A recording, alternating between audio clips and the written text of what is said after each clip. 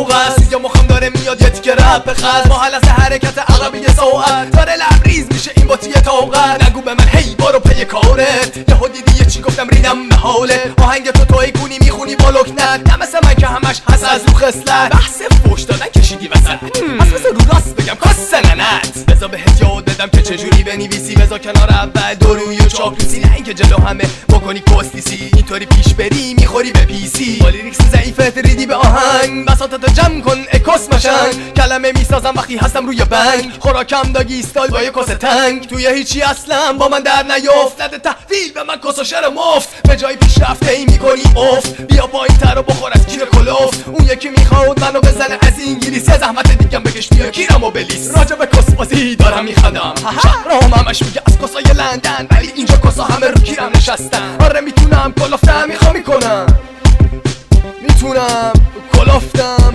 میخوام میکنم. آقا جون کیرم رو بخوریم، نمیشینیم دیگه تو خونه آوس و پاوس واسه $20 کنم به بابام التماس. داریم حرف میزنیم راجع به جی، در حال فکس زدن رو 4 تا ای. دیروز با یه سیویک تو کوچه ویز، الان نشستیم توی 7 سیریز. روز به روز بیشتر داریم میریم توی خش، حال میکنم با این همه هرج و مرج. یکی خود میکرد از تو کرج، زدم بدبخت و کردم فلج. خودتونو کردین زوجه آمار، الاف و بیکار رو لب سیگار. منو میبینین پا میذاریم به فرار، چیزی نیستین جز یه مشخای مول. اول کار اومدی کردی گل گوزی، ولی دیدی که شدی بازنده یه بازی. کیر منم نیستین توی شاخ بازی، میکنمت از کون وقتی شدی رازی. چقال مقابل من خیلی ریزی، یاد بگی با دم شیر نکنی بازی. فکر میکنی لاتی آخه لاشی، آخه تو بکنم متلاشی. توی دم آخرش میدونی کی باخت، همونی که اول اومد شده شاخ. الکی اومد برا من زد لاف، خودشو مچل کرد جلوی مشداف. میمونه خیال باف کسش علاف، دیگه برا علف فخر نمیکنم طلب. یا مثل تو یه چاقا تو هوای کیری، بزنم بیرون فقط با یه $10. کس چرخ بزنم با یه دونه گاری، خودمو بگم تا پیدا شه سیگاری. همین الان که میخونم نمیدونم کجام، له له میزنم واسه داشتن هیجان. بغلم خوابیده جگرم مرجان، برو پایین عزیزم بخور آخ جان.